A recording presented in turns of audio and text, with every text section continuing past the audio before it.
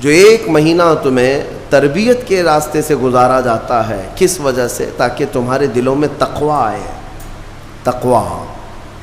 اور تقوی کی سب سے پہلی جو تربیت ہوتی ہے، صوفیہ اکرام کے پاس جب کبھی کوئی طالب جاتا تھا مرید ہونے کے لیے یا خلافت لینے کے لیے، پہلے کا دور ایسا تھا کہ اولیاء اکرام سب سے پہلے اسے اپنی خانقاہ میں رکھ کر کے بھوکا اور پیاسا رکھتے تھے کہ بھوک کو برداشت کرنا اور پیاس کو برداشت کرنا اگر تیری عادت بن گئی تو تقوی یوں ہی آ جائے گا.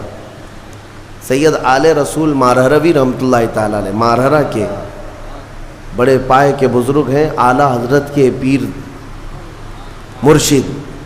ان کے پاس ایک صاحب آئے، ایک مولانا صاحب آئے خلافت لینے کے لیے. شام کے وقت تو پہنچے، سیدھے آتے ہی کہا کہ حضور آپ اپنی خلافت وغیرہ مجھے دے دیجئے. تو اس وقت ایسے بالکل بٹ نہیں رہی ہوتی تھی. آپ نے کہا آپ آج تو آئے ہیں، مہمان ہیں ہمارے ہاں، رک جائیے خانقاہ میں، کل کو بات کریں گے، رات ہو چکی. اور حضرت نے اپنے خادم سے کہا مولانا کی اچھی خاطر تواضع کرو. رات کو ان کو ایک کمرے میں رکایا گیا اور ان کو خوب مچھلی کھلائی گئی. حضرت کا حکم تھا کہ انہیں مچھلی پیٹ بھر کر کے کھلائیں لیکن پانی مت دینا. اور ایک خاص قسم کی وہاں پر مچھلی ملتی ہے اتر پردیش میں، وہ مچھلی کھلائی گئی. جب پیٹ بھر کر کے مولانا صاحب نے مچھلی کھائی تو خادم صاحب نے باہر سے دروازہ بند کر لیا، کمرے میں انہیں اندر چھوڑ کر باہر چلے گئے. وہ اندر سے پکارتے رہے پانی تو دے دیجئے، کھانا کھا لیا پانی تو دے دیجئے. کوئی سننے والا ہی نہیں تھا.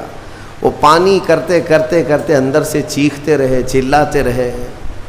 اور پھر جو ہے ان کی آنکھیں بڑی ہو گئی تھیں پیاس کی شدت کی وجہ سے. ظاہر سی بات ہے مچھلی کے بعد بہت تیز پیاس لگتی ہے، کیونکہ مچھلی باہر بھی پانی میں رہتی ہے، اندر بھی اسے پانی کی ضرورت ہوتی ہے. تو وہ چیختے رہے یہاں تک کہ اب برا بھلا کہنا بھی شروع کر دیا. میں نے ان کی بڑی تعریف سنی تھی لیکن مہمانوں کے ساتھ ایسی بدتمیزی، ایسا سلوک. رات بھر وہ تڑپتے رہ گئے. صبح کو جو ہے نڈھال پڑے تھے زمین پر، فجر سے پہلے دروازہ کھولا گیا.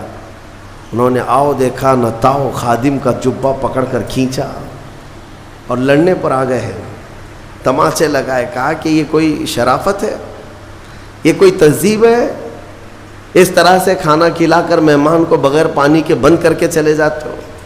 تو حضرت اس وقت آ گئے. حضور آل رسول رحمۃ اللہ تعالی علیہ قریب آئے، پوچھا کیا بات ہے؟ کہا آپ نے ایسا ایسا ہمارے ساتھ سلوک کیا. کہا اب آپ کو پانی دے دیا جائے گا لیکن اب خلافت نہیں دی جائے گی، اس لیے کہ پانی کی پیاس برداشت نہ کر سکے اسے تقوی نہیں، اور تقوی نہیں تو خلافت کس بات کی؟ تقوی کئی چیزوں سے رک جانے کا نام ہے. حضرت عمر فاروق رضی اللہ تعالیٰ عنہ سے پوچھا گیا تقوی کیا چیز ہے؟ تو آپ فرماتے ہیں کہ یوں سمجھو کہ ایک راستہ ہے جس میں دائیں جانب بھی کانٹے ہیں، بائیں جانب بھی کانٹے ہیں، سامنے تمہاری منزل ہے. دونوں راستوں سے کانٹوں سے اپنے جسم کو بلکہ اپنے کپڑوں کو بچا کر کے نکل جانا، یہی تقوی ہے. اور رسول پاک صلی اللہ تعالیٰ علیہ وسلم کی ایک حدیث پاک، الحلال بین والحرام بین، فرمایا حلال بھی واضح ہے، حرام بھی واضح ہے. کیا چیز حلال ہے یہ بھی پتہ ہے آپ کو، کیا چیز حرام ہے یہ بھی پتہ ہے. شراب حرام ہے، خنزیر حرام ہے، مردار حرام ہے، چوری حرام ہے، یہ سب تو پتہ ہے. حلال بھی پتہ ہے، اپنے ہاتھوں سے کمائی ہوئی چیزیں حلال ہیں.